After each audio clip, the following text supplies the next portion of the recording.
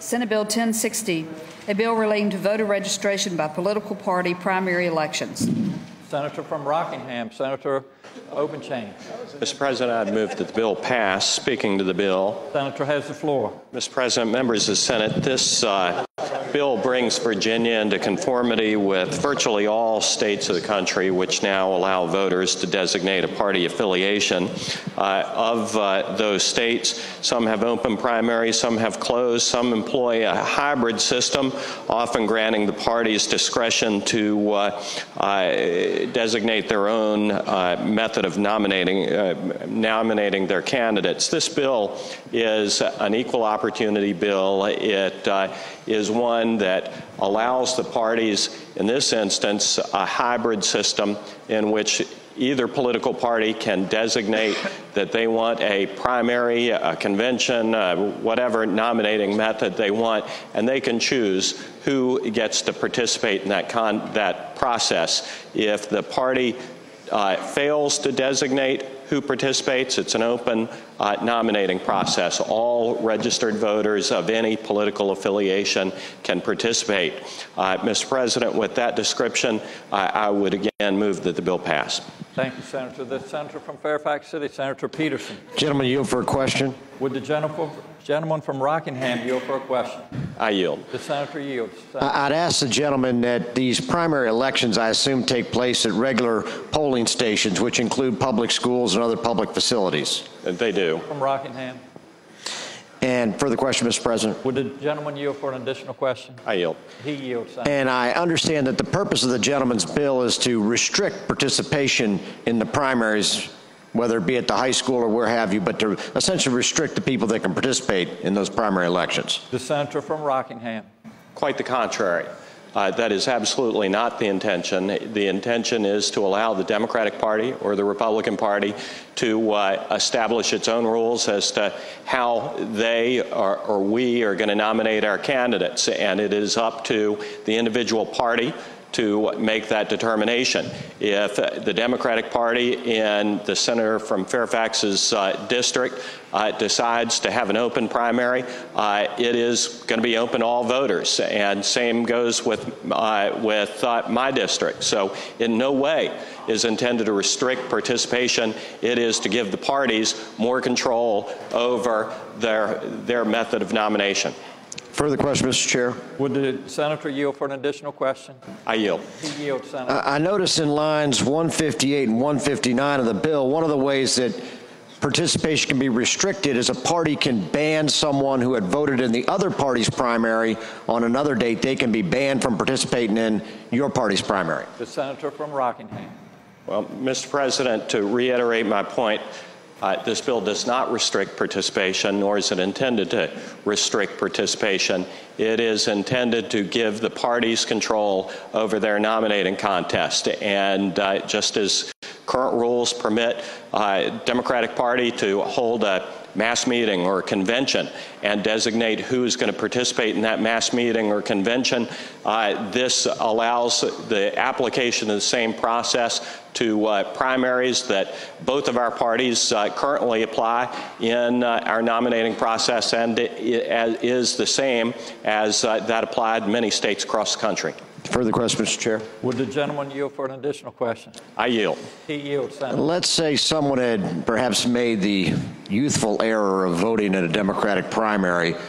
Could they apply to the governor for a restoration of rights in order to participate in the Republican primary at a later date? The senator from Rockingham. Mr. President, in case I need to remind the gentleman, this is not my first bill, and it's not my first rodeo. So I'll speak to the bill at the appropriate time, Mr. Chair. Is that right now? The senator has the floor. Oh, I love it. Thank you. Ladies and gentlemen of the Senate, you know, I've done a lot of door-to-door in my life, and I will tell you that the one comment I have never received is, why don't you all down in Richmond be more partisan? Okay? There are two winners from this bill.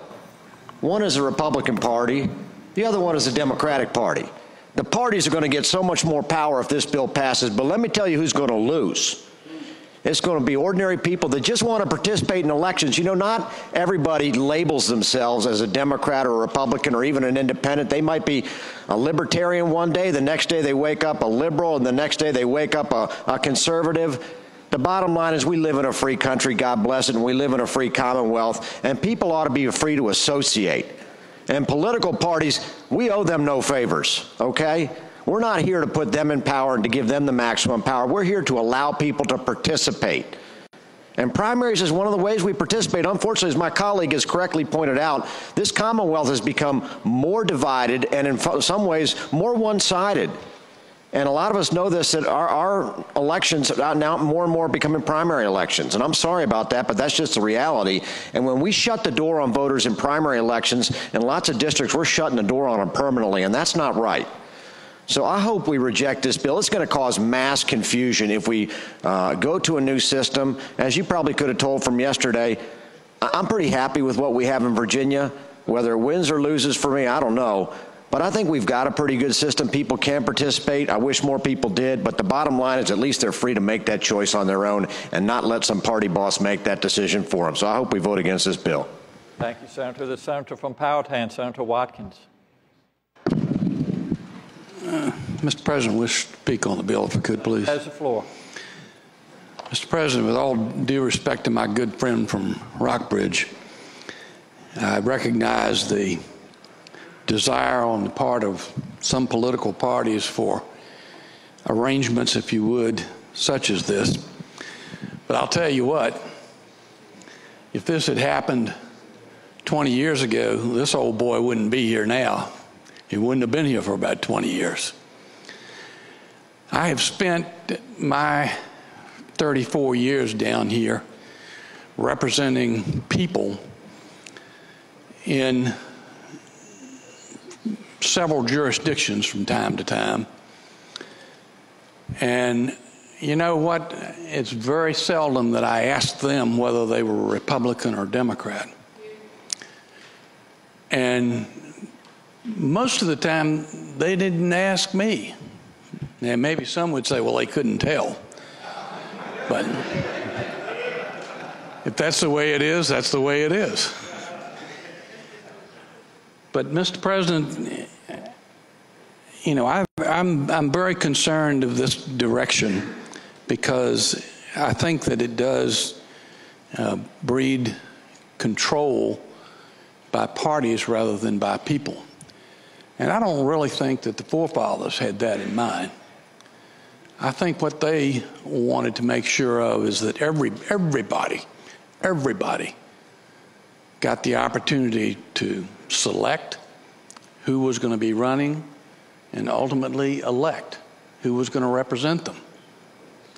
And I think that this moves us in a direction that will deny that. Secondly, I happen to represent an area here in the Commonwealth that has a lot of people who are employees of the Commonwealth of Virginia. This puts them in an untenable position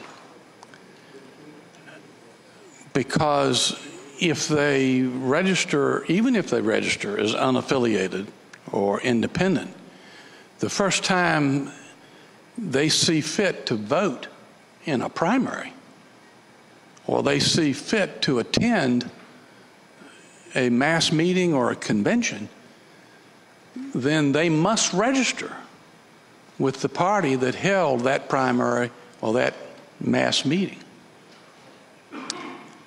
And it puts them in a position that I don't think I want to put them in. So I'm very concerned that by doing this, a large number of people in our communities will in fact lose their ability to participate in the process of nominating and in the process of voting. So with all due respect, and you know, some of the local committee chairs that some of the jurisdictions that I've represented over the years have have really pushed to do this for a long time. And, you know, thankfully, it's not gotten to this point before. And I'm not about to be the one that puts it over the top here today. So I must vote against it. Thank you. Thank you, Senator. The senator from Rockingham, Senator Obenshain. Rockingham, Rockbridge, potato, patata. Mr. President, speaking to the bill. Senator has the floor. You know, a couple of points that I would make in closing. Number one is one of the most frequent comments that I receive from my constituents is, hey, I'm a registered Republican. People think that they're already registered in Virginia. I hate to tell you. And everybody in here hears that all the time. Number two is much as I understand that Virginia is a tradition-bound state, it reminds me of the old joke about how many Virginians it takes to change a light bulb. The answer is, of course, 3. It's 1, to actually unscrew the old bulb. It takes 2, to stand around and talk about how great the old bulb was.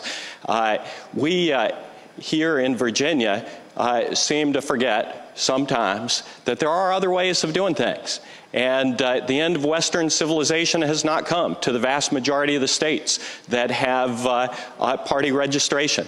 In fact, it works pretty doggone well. And we have not run off state employees or members of the military from participation in the election system. And in fact, I might suggest to you that it might cause people to get more engaged in our system of elections. We all know that one of the most effective ways to get involved in politics is to get involved at the nomination process, because you have the ability to have an even more significant impact upon the outcome of elections by getting involved in a nomination contest. Mr. President, members of the Senate, I simply suggest to you this is another way of doing things. It is not particularly scary. It is not going to mean the end of the Commonwealth of Virginia as we know it. It simply is going to give the other part of freedom of association that Senator from Fairfax City mentioned, the meaning that the Founding Fathers intended to provide to it.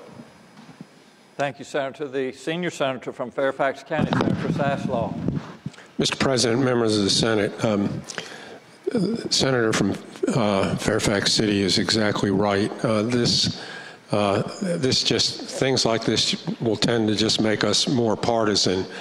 I don't think anybody in here, unless you come from, say, far southwest Virginia or Arlington and Alexandria, knock on doors and quickly identify what party they're in.